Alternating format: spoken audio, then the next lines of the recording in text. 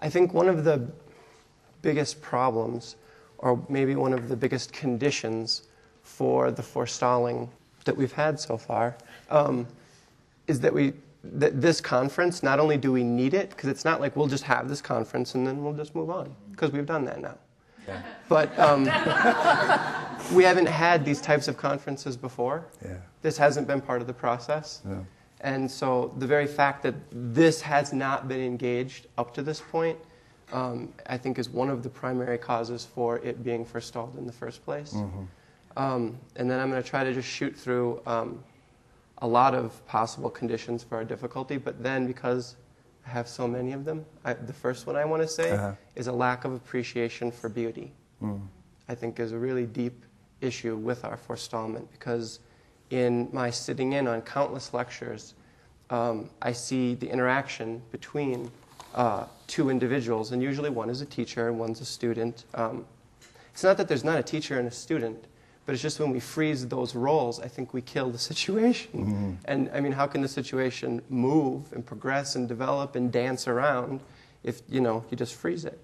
So the student asked a question, and the teacher's job is to show you why you were stupid, Yes, it's pretty good, but this is what it's wrong, and that's why you're still stupid, and get over it. But oftentimes what happened, and, to be honest, initially, that made total sense to me. Mm-hmm. I was like, yeah, and God, look at all these problems everywhere. No matter what you say, there's this issue, and it's wrong, and so on and so on and so on. But over time, people would speak, and it would just be like, wow, do you see the sparkling through there? Do you see the radiance sparkling through in what's being presented? Do you see the beauty that's actually present in what they're saying? It doesn't mean that there isn't any error, because we're like, oh, it's beautiful, and there's no error. So there's clarity or there's confusion, but it's clarity or confusion, which I think is a big confusion. And that's very clear. And I think that you have to be able to touch and work with that beauty. If you don't sense that beauty, I don't think you have any ability to work with error at all. And I know that I heard a teacher once, it was even after the 9/11, teachers, how many teachers seem human? Isn't this deal about, we're going to be actually fully human, but then the teachers are all, superheroes of some sort or another with capes and, cool names and everything. But after the 9/11 attacks, and people were angry, and much as has been brought out in countless circles, good people aren't angry. So people were having a lot of trouble. Yeah.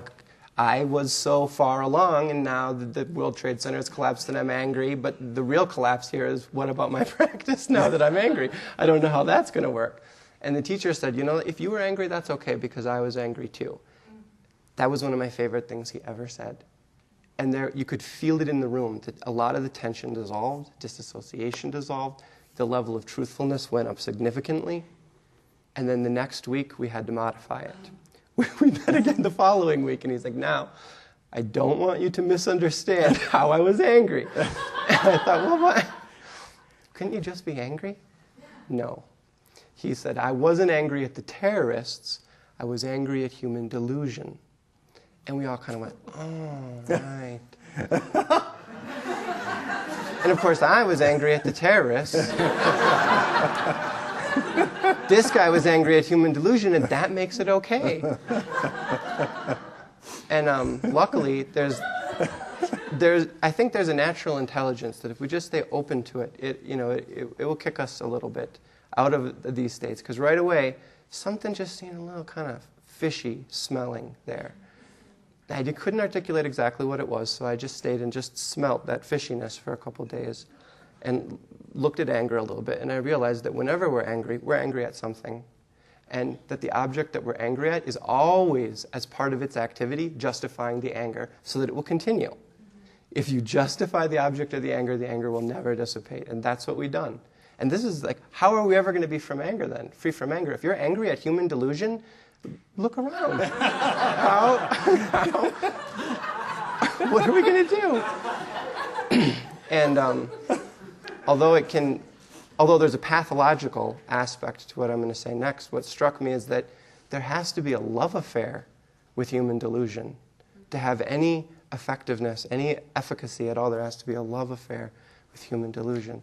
But this total love and this total acceptance is not justification or condoning or even propagating particularly. So I think that that's a big breakdown in this whole issue, is this level of appreciation of beauty. And that's how it first appeared to me, and it rambles on. Then I read Ken, and of course he said, everybody's right. And I thought, see, that's beautiful. And that was kind of something that I was just intuiting prior to that. And so I think that that's a big problem, and that's why Integral is so needed, because that's one of the fundamental things that it's doing. Mm-hmm. Even if we look at error, when we spot error, it almost seems like, and again, error has its own beauty, its own pathology, but when you spot error, often our tendency is then to be arrogant and to distance ourselves, and now not to be in communication, not to have any relationship, and now we know why I'm right. But then when we appreciate beauty, and I'm just talking about the feel of these things, when we appreciate beauty, what's the feeling? And there's oftentimes a feeling of a little bit more dissolution, a little bit more opening up. Now, I don't want to go to one extreme or the other, but I'm just saying that's why the beauty is so important. And then to move on from there, everybody knows the Matrix, right? Because even though there has been this forestalling, there's tremendous interest. Look at how much interest there was in the Matrix. And we shot everybody in the Matrix, but still we were so interested in it, partially because we were shooting everybody.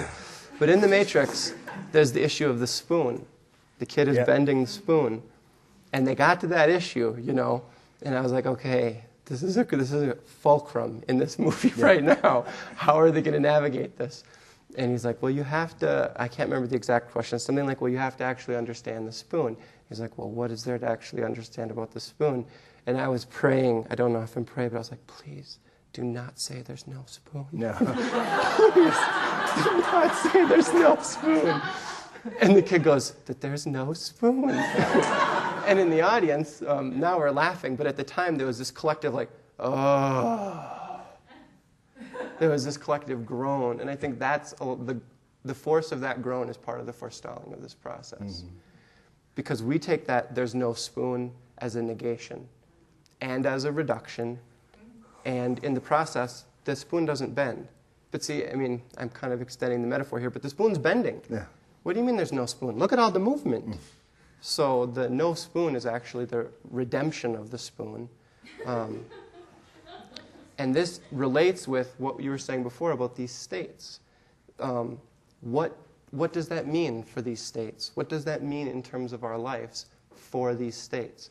And we don't have a fundamental appreciation of what would that mean for us, but also what would that mean for teachers. So what happens is, and I don't think the teachers actually oftentimes have a very good understanding of what this means for them or anybody else either. And that doesn't mean we should persecute them, because we don't understand it either. So we're all in the same situation together, generally speaking. So the teacher doesn't tell us up front that they're a human being, so we assume that they're a superhero. Then the minute that they're human, we feel so disappointed, so let down. How could you be human? But actually, oftentimes the teacher's like, how could I be human? And so it's a big problem, and the teacher tries to find a way to make themselves not human, and we get angry, we see through it that they actually are human. And if we would recognize more of this process as it evolves and more of what it means to actually be human, I think that we would, because we have the same reaction with ourselves. I'm human? There was this thing that happened. There's still humanity taking place? What's the deal? So if we had more of an understanding of that process, I don't think we'd be so disappointed with ourselves. I don't think we'd be so disappointed with teachers. I don't think teachers would be so disappointed with themselves or with their students. Student has some kind of state, and the teacher's like, yes, hot damn, we have something here. And then students still manifest humanity. It's like, oh. So I think those are just like a brief tour of some of our issues. And let me, one quick thing, and we can come back to this, but I'd like you to be thinking about, when we discuss this issue, to differentiate what would happen if there was more appreciation of this radiant beauty that is always present in these occasions, and becoming more human, allowing ourselves to be more human, versus going too far and the sort of the insipid spiritual friend side of the street that we've gotten into, and maybe you could differentiate that a little bit later. So okay. if you'll hold on to that thought.